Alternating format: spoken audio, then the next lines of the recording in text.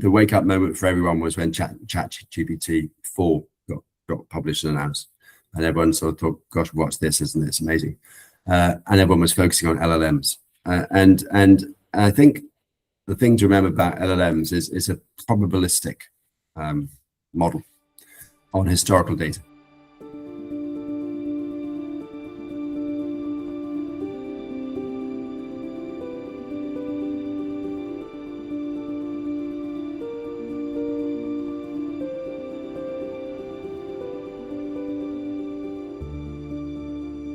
Hi guys, this is Bhavesh here from Tracxn. We have Paddy with us here. Paddy MccGwire draws on over 30 years of private equity and M&A experience in technology, demystifying complex business models and unlocking hidden value for ambitious growth companies. Paddy, thank you so much for being with us here. My pleasure. My pleasure. Paddy, how did you get started? I mean, it's been 30 plus years for you, in the M&A market. How did you get started? How did you get into this industry, first of all? And did somebody introduce you, or you just fumbled upon? It was unconventional, I think is the answer. I'd always been interested in business since I was a kid. My father was an academic, so there was nothing happening there. But I used to read his the business section of his Economist magazines when I was 13, and just because I didn't know I was interested, but I was interested. And I did a business degree at university and management, and then I was very fortunate, and I stumbled across a company called 3i. 3i was in those days was you'd call it almost PE growth today, and taking minority stakes in companies, and that was an amazing learning. The University of the venture capital industry, actually. And there, you learned a lot. Great fun. You're dealing with companies. You're dealing with companies at sort of points of change. Correct. Your capital is providing catalyst for that change, whether that's ownership change or growth. And however, I found that I was not. My boss, after 5 years, asked me, you got to decide if you're going to get to the top or not, because the amount you learn begins to reduce. And maybe you go off and learn somewhere else. I realized that I was not a corporate guy, as in a big corporate guy, and I could, it was great working out what the solution was and selling the solution. But what I found irritating, if I use that word, was when the senior management changed their mind, and I had to go and sold a financial solution that was, let's say, pink, and I had to go back and say, actually, it should be blue, but we all know it should be pink. But I now need to tell you it's blue, and that didn't really work for me. And not to say it happened very often. It's just of what was what motivated me.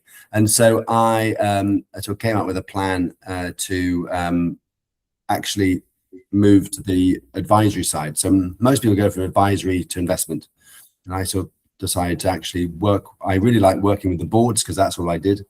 So I was young, but as a young guy working there, you are dealing with the board level people, so that was normal. And so I ended up setting up on my own, which initially was a sort of three-legged thing of trying to buy into companies and advise companies, because I knew I loved the chase and the excitement of the transaction. Yeah. And I took some board seats, and the board seats was to keep my sort of feet on the ground and to also give me a network, a live network. And after a few years, I sort of focused on the advisory side, and because I was very good at it, and I thought, what am I doing? And I'm doing TMT at the time, technology, media, telecom. And so I put a sort of shop window around it, and this business called Cobalt Corporate Finance at the time, TMT specialist in the UK, and one of the first ones to do that, and that's what I've been doing ever since. And after 20 years, we merged that with two other businesses to create Silverpeak, and that turned it into sort of a broad European canvas of a sort of platform, and so European clients, global counterparties. And today we are majority European clients, but we also have clients in the US and Australia, Singapore, for instance. So it's been a great success moving one thing into the other. But it was unconventional and yeah. How did Silverpeak come into the picture? How did you start Silverpeak? Yeah, so Silverpeak, as I said, my business Cobalt at the time, I'd had some partners, and I'm not a linguist, and so we were quite UK and Ireland centric, but it's the biggest market, Europe, so it's not a market to be in, and it was big enough to be a specialist in tech. Yeah, if you were in Belgium, you wouldn't have the same luxury, and so we I found the question is how did you sort of change that dynamic, and what I decided was that actually teaming up, getting new partners in was problematical, and because you want good partners to work, and if good partners are good partners, they're being successful where they are already, and so it seemed the best thing to do was actually be to put 2 or 3 small advisory businesses together, which is what we did. Right. And so my current partner, one of my current partners, Pietro Strada, his business, we moved in, and we moved another business in as well, a third business, and that suddenly gave us a far more scale, and you happen to have an Italian, a French, and an English. Italian and French lived in the UK for 25 years, so it was all very convenient, and I became a European perspective within about 2 weeks, because you just need to change your perspective by 10 degrees. And so whereas before, although as Cobalt we did some transactions in Germany and places, you learned that unless you were brought in by an English chair appointed by an English or British VC, you were making up the numbers. And so you go and pitch for something in Berlin, and the local Berlin guy would get it. You were just there because the management were told to get a London firm to pitch. Right. However, with when I got together with Pietro and Jean-Michel, you suddenly we were European, and so we were just the way we positioned ourselves was different. So now, only a minority of the business we do is in the UK. The majority is not in the UK, and that's just we get brought in by our expertise. Right. And so we're software, deep tech, digital service, and B2B software. So a lot of transactions happen cross-border. Yes, I'd say most of our transactions are cross-border, and the way we think about transactions is borderless as opposed to cross-border. Borderless. Right, borderless. Yeah, exactly. You don't really keep that in mind, and you just focus on the transactions rather than so for instance, to start off, if we're working with a company in Berlin or Barcelona or Birmingham, that's the company. And then the question is, who globally are the right people to be the counterparties, whether that's if you're doing a private equity deal or an investment deal, or you're doing a strategic sale. So we sell, we brought in investors from the Middle East, from Japan, from the US, Singapore. We've get buyers. We've sold things to Facebook. We've sold things to Cisco. We sold things to SoftBank. And we sold things to people in the UK. So it's very much a borderless process where you just look at, here's the attractive asset, and who are the appropriate people to buy it. When people ask us, but how do you get to people in country X? Well, it's the same as every other country, because we don't think of it as a country. Yes, but every country has its own regulations, rules, regulations, laws. How do you catch up with those things? I mean, and it changes every year. I mean, I'm not sure how frequently does it change for corporates, but every year, every 3 years, every 2 years, things change, policies change, right? How do you catch up with those things? How do you stay updated especially when you're doing cross-border deals? I mean, when you're dealing with other countries, so how do you catch up with all the latest policies and? Yeah, I think if you're dealing with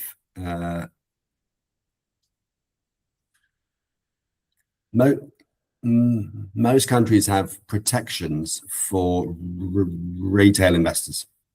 Okay. If you think so, things still start off with the countries. They want to protect the retail investor, so the granny or the plumber who wants to put money into things. The moment you're institutional, things are different, and if you're corporate, an experienced corporate, things different. And so for most people, the regulation is about the residents of the country. And so, for instance, if we're working with a US client, we will have an umbrella arrangement with a regulated entity in the US, because you need to do that. But we don't have many US clients. The reason we have US clients is because we've been taken there because of our expertise. And so you've been invited in to do this, and then you arrange the regulatory side. With most other countries, it's not an issue if you're we look at the regulatory side. If there's an issue, there's often a way around it.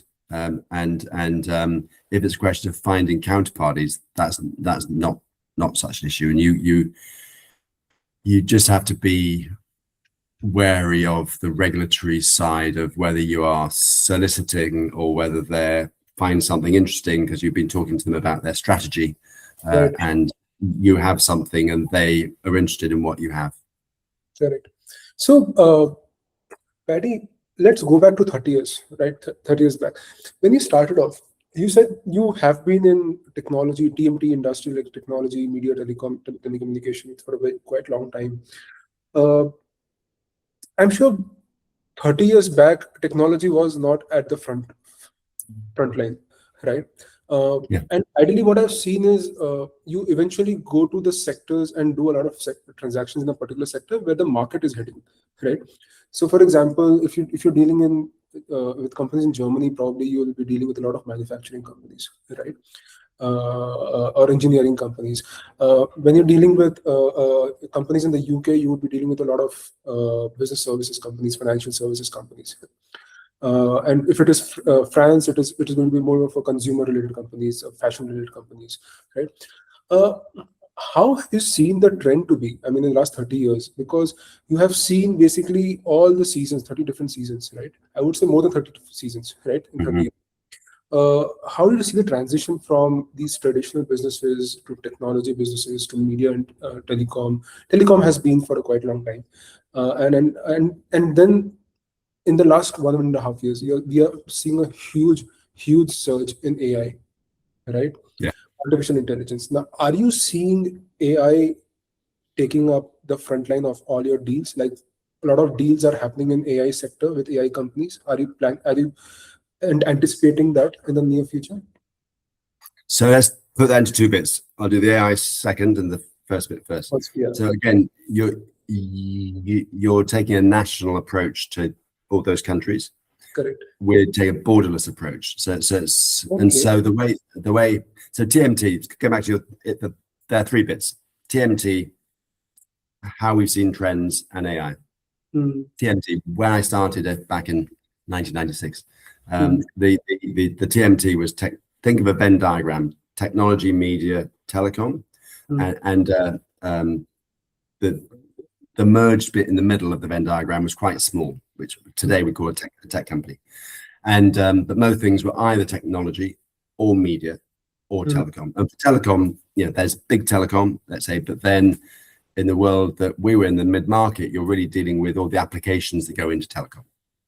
And what's happened is that the Venn diagram, the media, telecom, and technology bit specific have shrunk, and the merge bit in the middle is huge. And so people don't really talk about TMT anymore. They call it tech, but then tech is lots of these other bits that sit underneath it. Exactly. But you used to have things that were very clearly, are you a this or that? And then technology became pervasive in everything. So tech-enabled services, tech this, tech that. Is your phone a phone, or is it, frankly, your iPhone was a computer? That ironically, the thing it didn't do very well was being a telephone. It was a brilliant computer, and in your hand, and so so the world changed. When you begin to say themes that we've seen, what we see, there are these themes, and I'd think of it more like mobility. So there's a theme out 5 years ago where there's a lot happening in mobility. So we advise Oxa today, which used to be Oxbotica, which is autonomous vehicle software based in Oxford. And we did the first fundraising for them, for instance. We advised a mobility platform in Lithuania. So what we'd do is say, okay, there's a lot happening in mobility.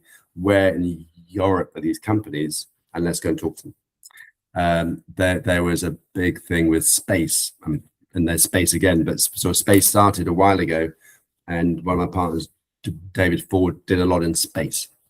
So space, what's happening up there, and what's happening up there, ironically, is everything that happens down here. And so whether that's digital twinning or photovoltaic cells, which have to be incredibly light and incredibly efficient because it costs money to get them there, or today you're hearing about data centers being put up in space, you're manufacturing up in space, you've got everything's up in space. Warfare is going to be in space. You've got drones in space. You've got everything is happening here, it's happening up there, and we're also seeing it subsea. So David recently did an underwater drones business, an Australian business we sold to Helsing, the sort of the new German data first defense business, and so you sort of see those themes in space. There's a lot happening early on, and now there's a lot happening again, and so thinking of it and those sort of themes, and you find mobility, a lot of money goes into it. And then there's some consolidation, and then but then there's another wave that comes of other things, and so if we move to so let's say the AI related world, and the wake up moment for everyone was when ChatGPT 4 got published and announced, and everyone sort of thought, "Gosh, what's this? Isn't this amazing?" And everyone was focusing on LLMs, and I think the thing to remember about LLMs is a probabilistic model on historical data, and so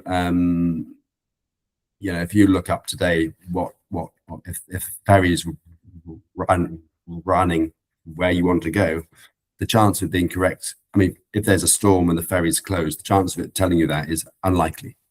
It will tell you the ferry's working. It's a probabilistic thing. It's looked at history, and that's the answer. That there are, and for some, so you got to think of where you apply it to, and so you have, but in a regulated environment, for instance, deterministic things are really important. So it comes up with the same answer every single time, and it's auditable, and you can see how it got there. So it's not this sort of unknown black box. And at first there's all this panacea for LLMs, but of course they're incredibly energy consuming, compute consuming, and all that kind of stuff. And so there are lots of people trying to find other ways to do things, and then you've got this important deterministic versus probabilistic thing. And so what we're seeing is a lot of people are, I mean, when DeepMind came to prominence, and DeepMind UK business, what I call really foundational AI business, was sold to Google. I sort of thought of the world as foundational AI and applied AI, and from DeepMind onwards, anyone who's not, and a lot of AI is automation. With today, there are lots. It used to be machine learning, and now AI is everything from machine learning through to LLMs and lots of other things. But any software company that was not thinking about, I'm going to call it automation, and was crazy, and they used, and so how can you use that in your products? And so that's why I call applied AI. And then with the LLMs and things like that, you get other tools you could bring in to your automation, and the what we're seeing now today in the last sort of 6 months is you've got to be asking questions. So how are you using AI in your organization? Yeah, two things. One is, how are you using AI in your organization to speed up things, right? Second is, when it comes to transactions, right now, which sectors are you seeing AI companies taking up a lot of your transactions data deals, like for fundraising or M&A? Are you seeing more and more traditional companies acquiring AI companies, or are you seeing, if you're doing fundraising, are you seeing a lot of fundraising happening for AI companies that is coming into your bucket? So we're seeing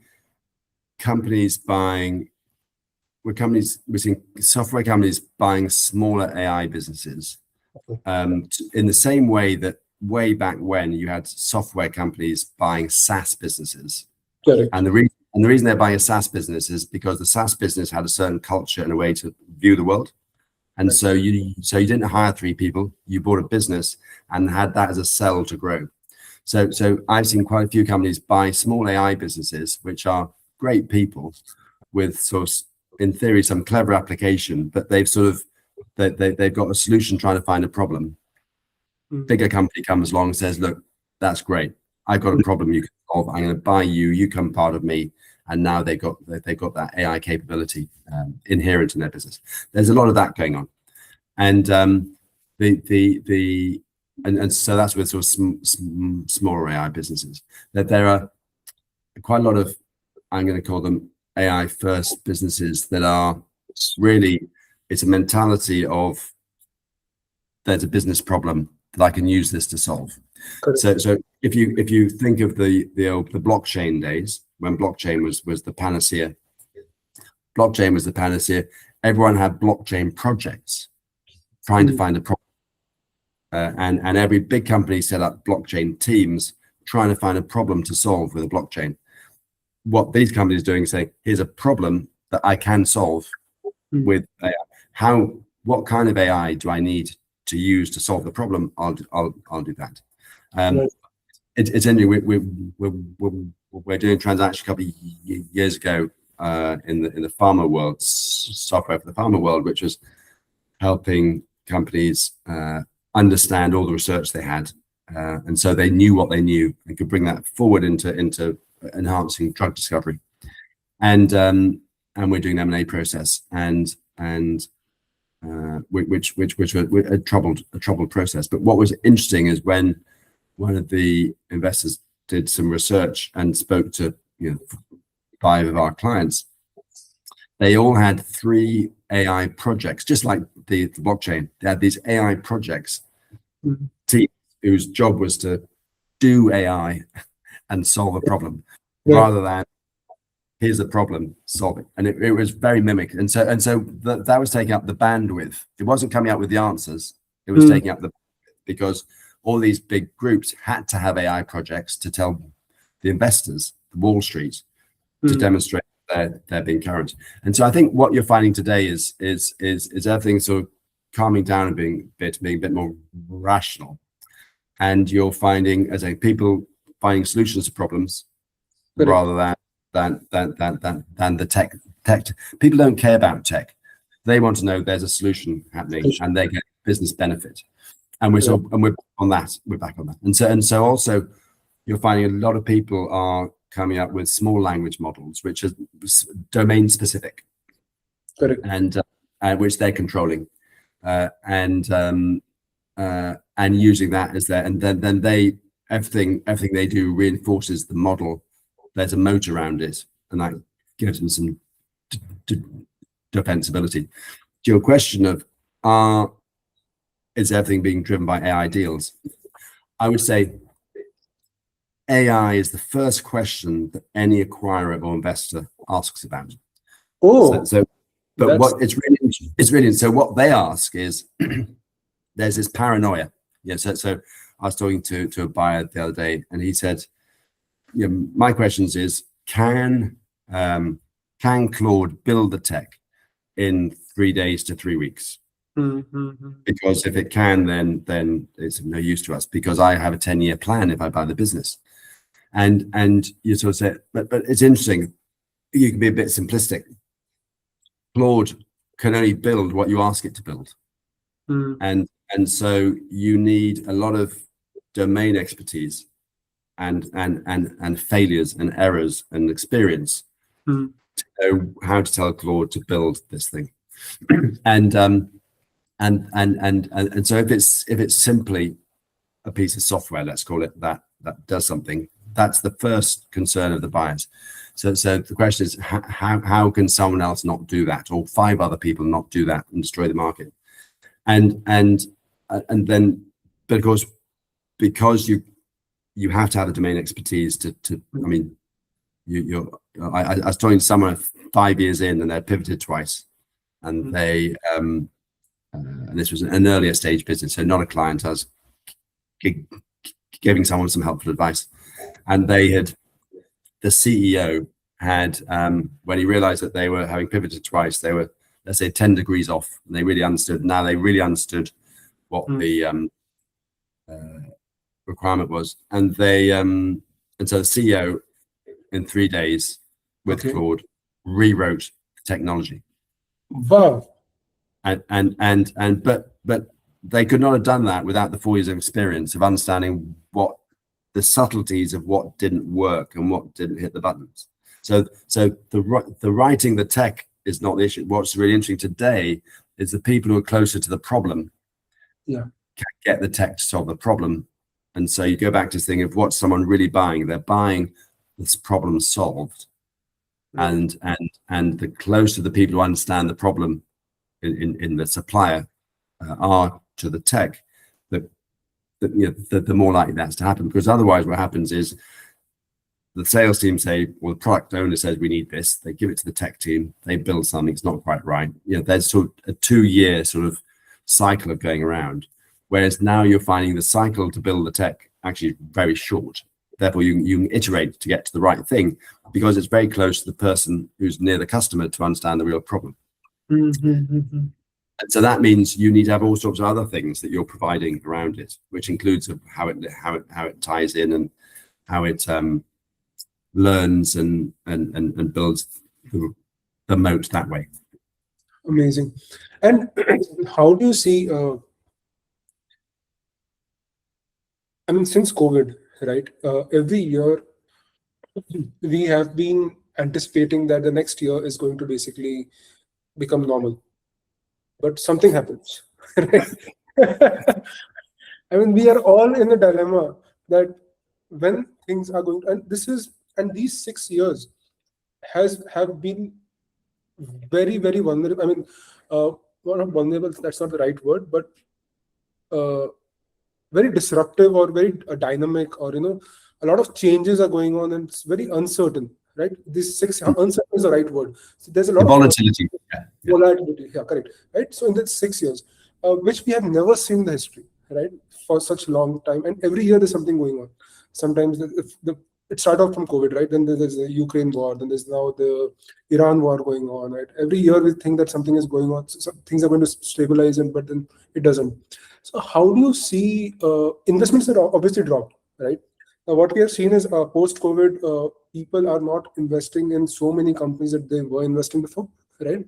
Rather, they are now being very selective, right? And they're writing bigger checks, but for a few companies, right? The amount has gone up, but the number of companies that they were funding has gone down. And M&A transactions have gone up drastically after that, after COVID, I'm assuming.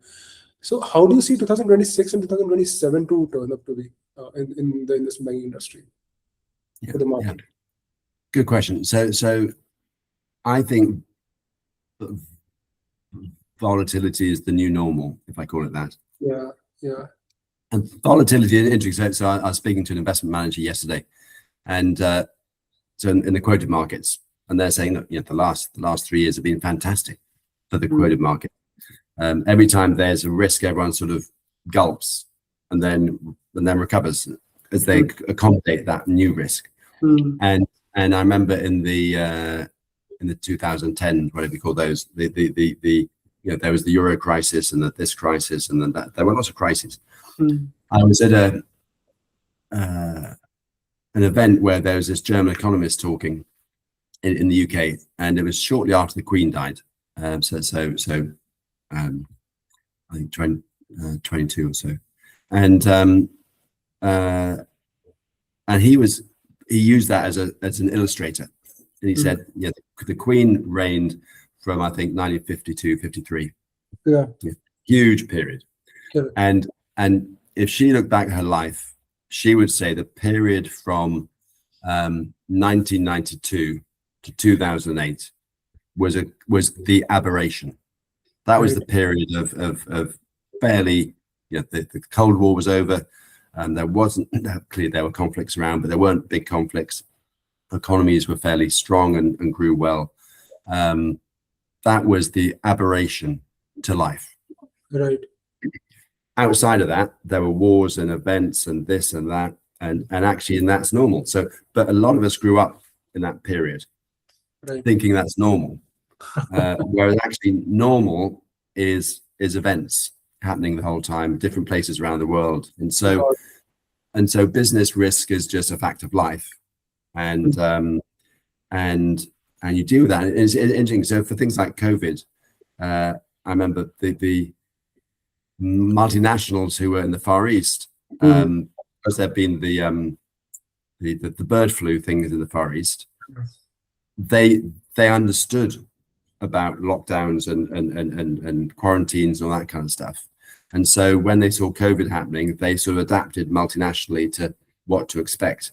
It was the governments, going back to the borderless thing, the governments who had borders had no experience of it and didn't learn, whereas the multinationals who sat over the top learned and applied it. So I think the new normal is risk, and which you have to price in, and volatility and change. Saying that, we are in this huge technology change shift, which is in the AI, I'm going to call it AI related field. But we've been in the AI and automation, applied AI and automation world for a long time, actually, and so yeah, and so you've got companies that have been using it. Today companies are using it internally.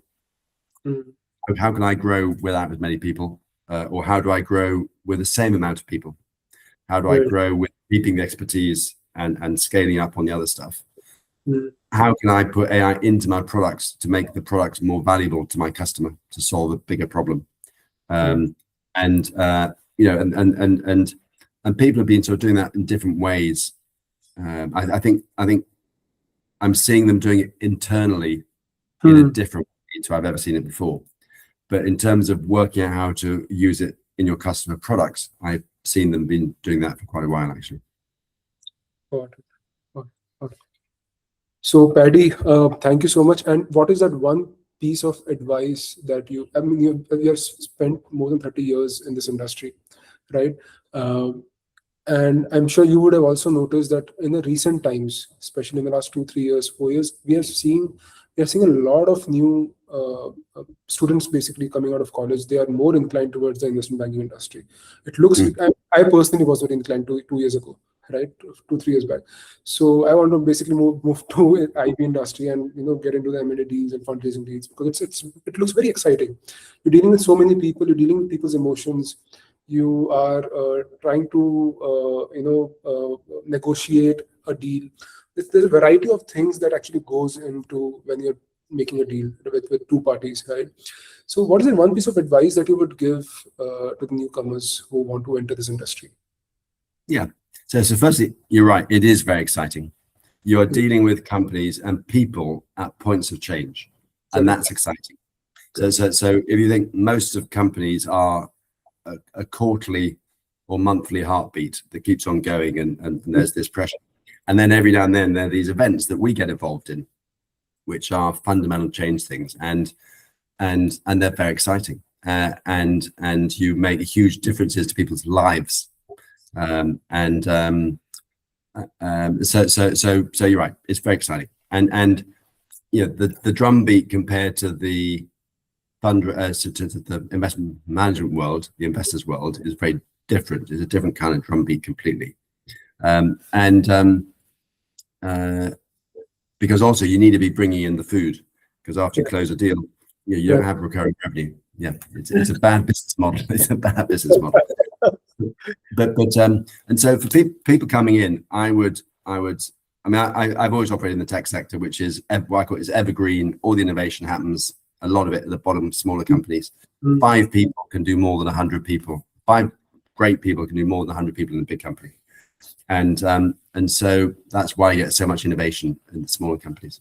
So I think you've got to demonstrate some, demonstrate some real interest. And I get, what I think does work. If you're a student level, graduate level person, I suggest you go and on LinkedIn, you go and meet some people who are 2 years in, who to understand where you are, and they can explain to you where they are. And I get a bunch of people asking me if I can have a coffee with them. It's complete strangers, and I really like to help people, but it's difficult to do that. But actually, people who are closer, is very generally they're open to that. And my son does the same sort of stuff I do in sport. He's sports mad, and he said the one thing I don't want to do is do what dad does, and he ends up doing what dad does in sport. But he got into it by doing this sort of networking thing on LinkedIn and understanding the business of sport and understanding the players in it and speaking to people, and that means you sort of know what to expect, which is really helpful. And understanding, there's a big difference between working for Morgan Stanley and working for a boutique like us. And at Morgan Stanley, you go in there, you're a cog in a wheel. If you're junior, you're certainly not expected to. If you attend a meeting, to speak in a meeting, you're not allowed to. And there's a very formality to it. In a boutique like ours, I mean, we have, as well as our full-time staff, we get student placements for a year. Often they come out of university for a year and come and work for us. And they go back to university, and if they're good and we all like each other, then they come back again to work. But those guys speak in meetings. Those guys contribute because they've got a brain, and if they got something sensible to contribute, we'd like to hear it.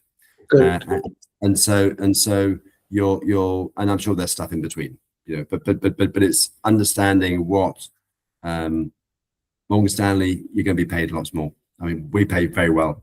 You're going to be paid lots more because they're Morgan Stanley, and their machine, the fees they charge are a lot bigger, and it's part of the game, really. But it doesn't mean you learn more. In fact, you probably learn more with someone like in a boutique, where you have far more experience, and you're having to not be a cog in a wheel. You've got to deal with more things, which means you get more experience. But there's some people who like, let's go into the brand's really important, go into Morgan Stanley and get in the machine, and they've got great training and all that kind of stuff. And other people, working for a boutique, getting more client contact, where you're dealing with people. In a Morgan Stanley, you're basically dealing with a bank on the other side, really. Whereas we're dealing with the management team. And that I find really exciting. Going back to this thing, if you're making change to people and their life trajectories and the people within the business, it's great. Amazing. Thank you so much, Paddy. Thank you so much for giving your time. And it was personally, I learned a lot. Your entire 30-year of journey, and how you have seen things changing, and how AI is basically impacting the entire industry now. It's an exciting time. Basically, we are all in. We are actually seeing a lot of things getting automated, right? Which we were actually hoping for or anticipating a few years back. And we all wanted to basically automate all our redundant tasks. See how things go. Yeah, excellent. Well, look, thank you very much for inviting me on this. It was great. Good chatting to you.